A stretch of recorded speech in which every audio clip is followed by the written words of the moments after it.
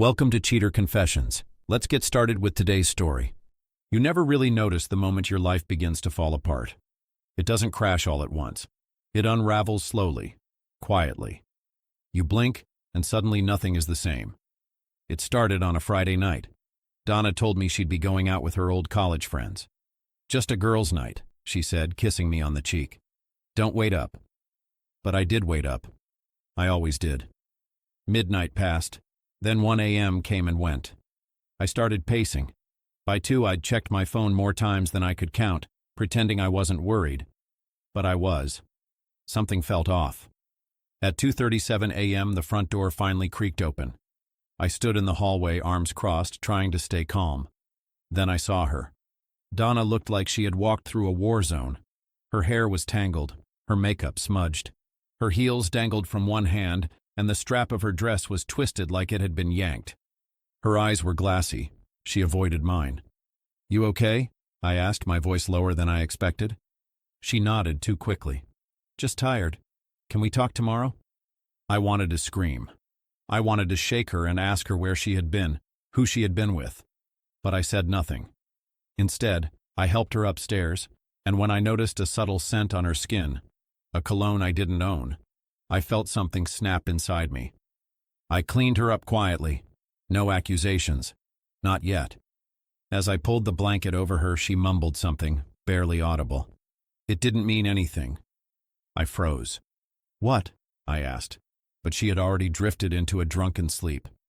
I stood there, watching her breathe, wondering when the woman I loved had become a stranger. By the time the sun came up, I hadn't slept a second. I sat in the kitchen staring at the same cold cup of coffee for over an hour. My mind kept spinning, trying to make sense of what Donna had mumbled the night before. It didn't mean anything. What exactly didn't mean anything? Was she talking about something she'd done? Something she regretted? My gut was in knots. At 8:13 a.m. I heard the creak of the stairs. Donna shuffled into the kitchen, rubbing her temples, clearly battling a brutal hangover. Her eyes were bloodshot, and she looked at me like she wasn't sure if she was walking into a fight or a funeral. "Hey," she said cautiously. I didn't say anything back, just nodded toward the table. Her heels were sitting there, mud-stained and scuffed. Next to them, the necklace she had worn last night was snapped, one of the glass beads missing. I had found it in her purse, cracked in two like it had been pulled hard or stepped on. She followed my gaze. Her face changed, pale first, then flushed. "Liam, I know how this looks," she started. "Do you even remember what you said last night?" I asked, cutting her off. My voice was calm, but something cold was sitting in my chest. She blinked, clearly trying to piece the night together.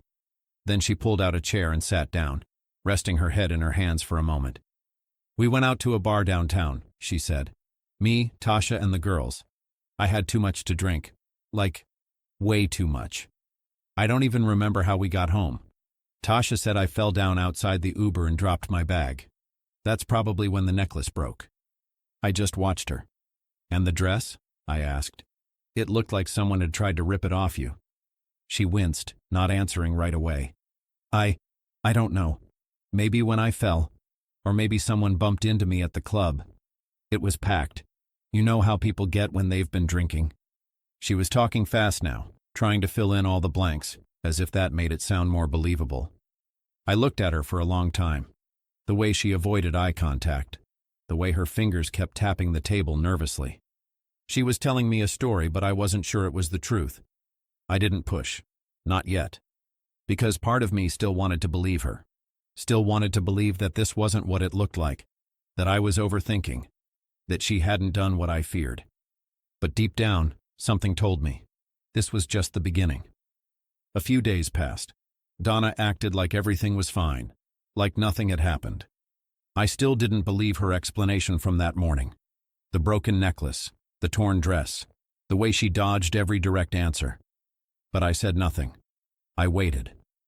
Then, one Thursday afternoon, I came home from work early. My last meeting got canceled. Donna had said she had errands to run, so I figured maybe we could spend some time together after that, or go grab lunch. Just something normal. But when I pulled up to the house, her car was already in the driveway. I walked in quietly. The place was silent, aside from the muffled thud of footsteps upstairs. then her voice. She was on the phone, laughing, carefree, light, like she didn't have a single crack in her world. I moved slowly toward the stairs and stopped just before the landing. She was in our bedroom with the door half closed. "God, Ashley, I swear it was insane," she said, laughing, no guilt in her voice at all. "I didn't even plan on anything happening, but after a few drinks, I don't know. It just escalated." She paused, then her voice dropped into something softer, more dangerous. "I mean, I didn't expect him to be that good. The man is a freaking machine. I don't know if it was the way he took control or just the confidence, but damn, he knew exactly what he was doing." I clenched my jaw so hard I felt a click in my neck. She kept going, still oblivious. "It was just supposed to be one night," she said. "Just one. But honestly, I needed it. I've been so bored. Liam's a good guy, he is, but he doesn't see me anymore. Not like Aaron does." Aaron. A name. Finally. She let out a breathy laugh. "I already told him I'm coming tomorrow night. He booked the room again. Same place, same time. You better believe I'm not backing out this time." She wasn't sorry. Not even a little. No hesitation, no conflict in her voice. Just excitement. I stood there, gripping the railing, my mind racing. Every word punched me straight in the gut. My ears were ringing, and for a second I thought I might actually black out. I should have kicked open the door. I should have confronted her right then, made her say it to me instead of whispering it like some twisted confession to her friend. But I didn't. I turned and walked back down the stairs, each step slower than the last, because now I knew, and knowing was more powerful than confronting her in the heat of the moment. She didn't just cheat. She chose it. She was planning to keep doing it. She wasn't in pain. She was alive in it. So I made a decision, right there at the foot of the stairs. I wasn't going to shout. I wasn't going to beg for the truth. I was going to collect every piece of it and bury her with it. That night, after Donna fell asleep, I did something I never thought I'd do. I went through her phone. The passcode hadn't changed. She probably didn't think I'd ever dare to look. The first thing I saw was a message thread titled A. Aaron. I clicked it open. Dozens of messages. Nothing filthy. She was too smart for that. But the meaning was there. "You looked incredible that night. Still thinking about you," he wrote. "Tomorrow can't come soon enough. I've been counting the hours," she responded. I sat back, staring at the screen, my chest hollow. I needed to know who this guy was, so I searched for him. His full name was right there in her contacts. It didn't take long. Social media laid it all out. Aaron was married. His wife's name was Emma. They had 2 kids, a boy and a little girl. His profile was full of family pictures, trips to the lake, birthdays, Halloween costumes. He looked like a man with everything. And here he was, sneaking around behind it all, just like Donna. The next night she got ready like she was heading to a date. Because she was.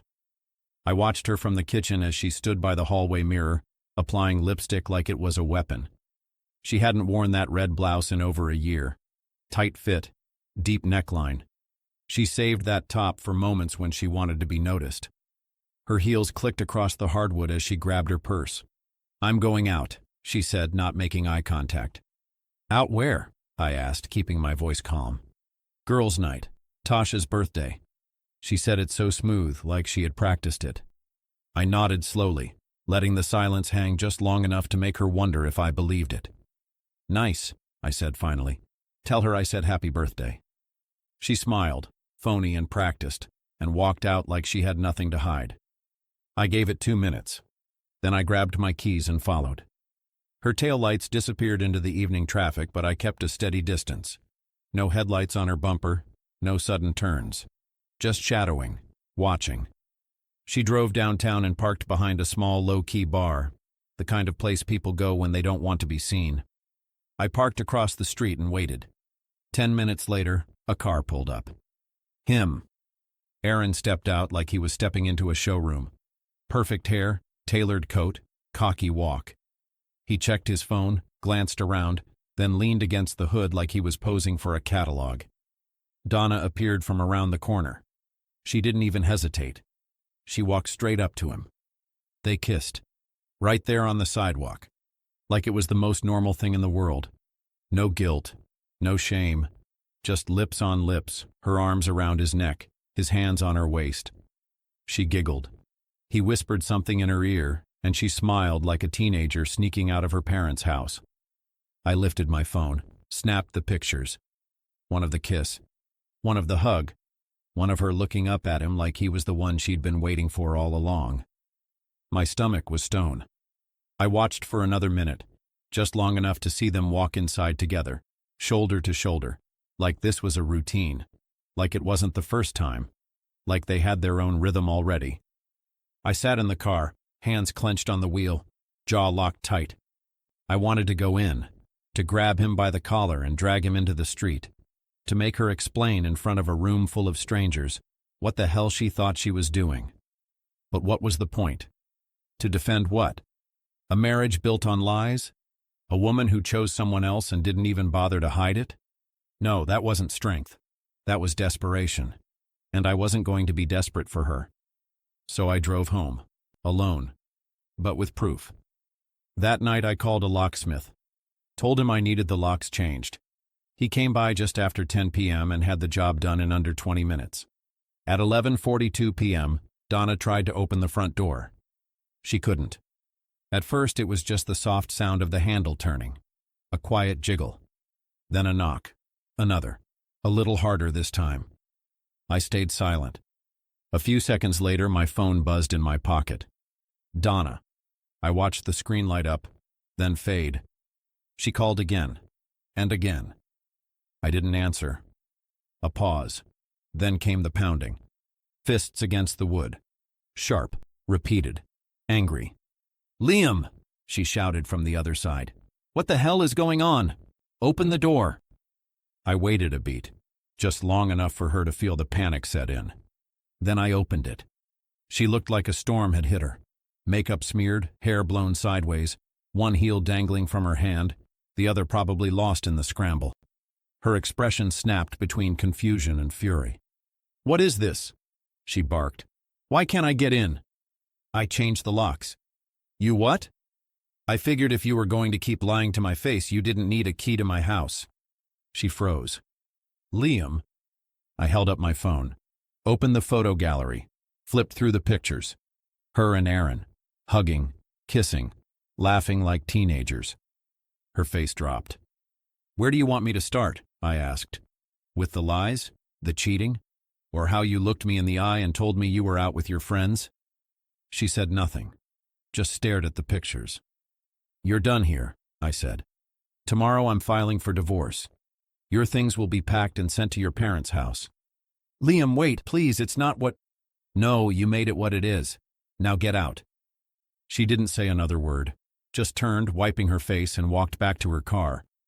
She didn't come back. The next morning I sat in a lawyer's office, told him everything, started the paperwork. That afternoon I sent the photos of Donna and Aaron to Emma. She replied within the hour, "Thank you for telling me." 2 days later I heard she kicked Aaron out, filed for divorce too. Donna tried calling, sent a few texts, long ones, full of excuses and regrets, but I didn't answer. There was nothing left to say. The divorce moved fast, no kids, no reason to drag it out. 6 months later it was final. I heard through mutual friends that Donna moved in with her sister. Word is she tried to reach out to Aaron again, but he ghosted her. Maybe his life collapsed harder than hers, or maybe he finally realized that people like them burn everything they touch. I didn't care anymore. I was free. For a while the silence was hard. The house was empty, quiet in a way that felt lonely instead of peaceful. But that changed. I got back to the gym, took a trip by myself to the mountains, spent time with people who didn't lie to me, laughed again, slept through the night. It wasn't about moving on with someone else. It was about finding my own damn peace. And I did. Donna lost a husband who would have done anything for her. I lost someone I never really knew. But I found myself. And that, in the end, was the best thing I could have ever hoped for. Thank you for watching.